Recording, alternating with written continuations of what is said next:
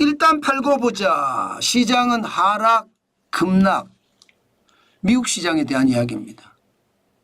지금 미국에서는요. 와이오밍 주에서 잭슨홀 미팅이 지금 이루어지고 있죠.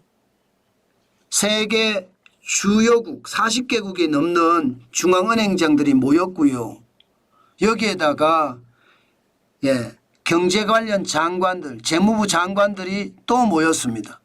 여기에다가 경제학자들도 거기로 다 모여서 세계 경제에 대해서 지금 이야기를 나누고 있습니다. 오늘부터 나흘간입니다. 22일부터 24일간 그렇게 나흘간 열릴 예정입니다.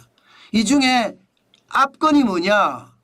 결국은 미국의 제롬 파월 연방준비제도 의장의 기조연설입니다. 2일차 때 있거든. 2일차 때. 오늘 1일차입니다. 내일 2일차. 내일 아마 나올 것 같거든요. 여기서 무슨 말이 나오느냐에 따라서 말입니다. 세계시장은 한번 요동을 칠 겁니다. 세계시장은. 그만큼 말입니다.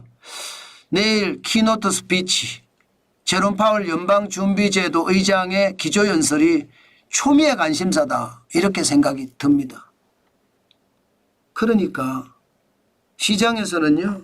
진짜 바짝 긴장해요. 바짝 긴장. 어떤 사람들은 못 기다리겠어. 변동폭이 너무 커. 어떤 일이 일어나지 몰라.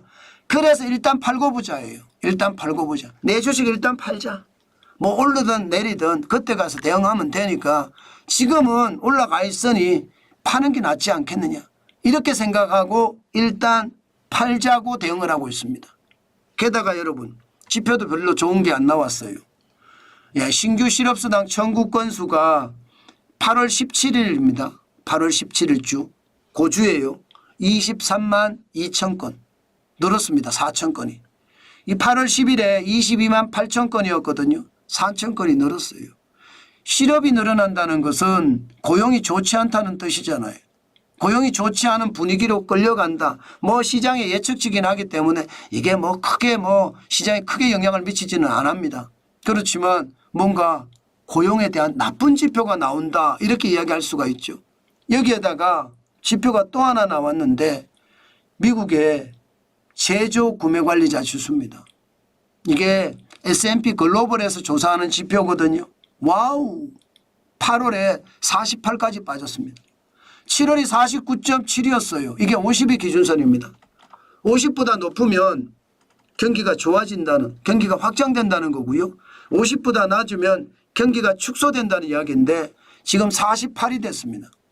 그런데 여러분 이게 미국 공급관리협회라고 있습니다.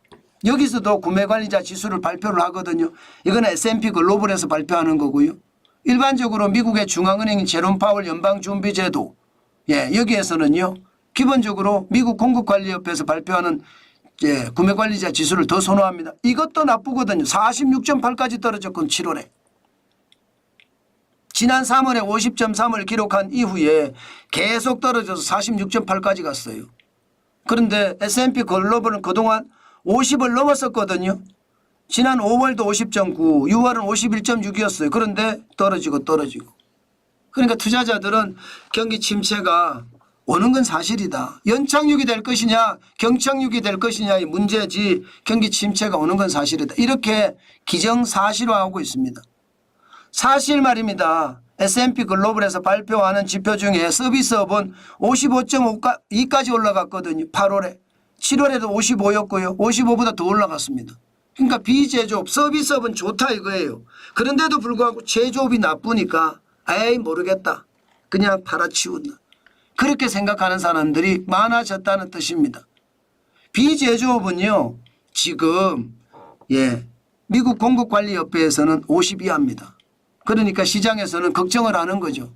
경기 침체에 대한 기운이 있다. 그러면 잭슨홀 미팅에서 연방준비제도 의장인 제롬 파월이 어떤 이야기를 키노트 스피치에서 밝힐지 모르지만 일단 불안하니까 팔자. 그냥 파는 거예요. 오늘 나스닥 급락이죠. 이 정도면요. 1.67% 빠졌습니다. 299.64가 빠져서 17,619.35로 마감했습니다.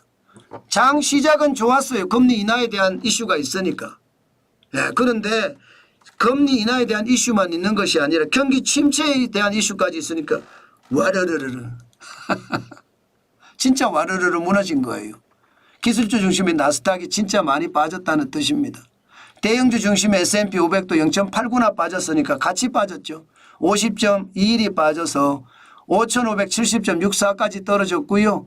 블루칩 중심의 다우산업도 마찬가지 0.43이 빠져서 177.71이 빠졌고요. 4712.78을 기록했습니다.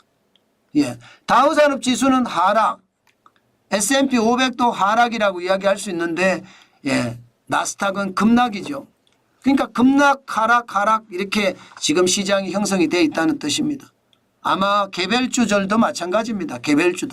개별주도 보면 필라델피아 반도체 지수가 굉장히 많이 빠졌습니다. 뭐 필라델피아 반도체 지수가 저렇게 될 거다 하는 것은 이해는 할 수 있었지만 야 이게 왜 이렇게까지 많이 빠지나 3.44% 빠졌습니다. 5,086.90을 기록했는데 5,000을 겨우 기록했다 이런 생각이 들 정도로 필라델피아 반도체 지수 빠졌어요. 그죠? 지난 8월 5일에 4,519.50보다는 올랐지만 갑자기 빠지기 시작했다는 뜻입니다. 엔비디아는 어떻게 될까요? 당연히 필라델피아 반도체 지수가 빠지면 엔비디아도 빠집니다. 123.74달러. 예, 3.70%가 빠진 겁니다. 엔비디아도 빠졌죠. 마찬가지로 예, 이게 애플도 마찬가지입니다. 애플은 많이 빠지지는 않지만 0.83% 빠졌지만 빠졌습니다. 225.53달러까지 말입니다. 뭐 테슬라 말해 못하겠습니까? 테슬라는 좀 많이 빠졌죠. 예, 210.66달러를 기록을 했는데 5.65% 빠졌어요. 전체적으로 보면요. 대형주는 수익 창출을 하겠다. 팔아. 지금은 팔아서 저장해놓고 현금으로 가지고 있다가 잭슨홀 미팅이 끝난 다음에 시장을 보자. 이렇게 이야기하는 사람들이 저는 굉장히 많아졌다. 이렇게 생각을 합니다. 그만큼 시장의 변동성이 심하기 때문에 그 변동성을 견딜 생각이 없다는 뜻이에요. 저는 이것을 보면서 시장의 불안감이 진짜 많이 커지는구나 이런 생각이 들거든요. 아마 우리 시장도 마찬가지일 거예요. 요즘 같을 때는 변동폭이 굉장히 많을 거예요. 그래서 여러분 시장 투자 진짜 조심하시라는 이야기 제가 하는 겁니다. 저는 저점에만 삽니다. 그것도 많이 사는 것도 아니고 한 주씩 삽니다. 한 주. 예, 저는 저점에서만 계속 살 거고요. 분명히 저는 거품이 꺼지는 날이 올 거라고 믿거든요. 저는 올 겁니다. 그러면 거품이 꺼지는 날 그날은 극단적인 침체가 올 테니까 분노에 매수하겠죠. 그때는 분노에 매수하려고 생각합니다. 어쨌든 시장이 이렇게 급등과 급락을 반복할 때는 투자는 진짜 조심하셔야 돼요. 무조건적으로 투자하는 것이 아니라 시장을 계속 예의주시하면서 시장을 봐야 되겠다. 그 말씀 오늘도 진짜 강조해 드립니다. 그만큼 중요하다는 뜻입니다.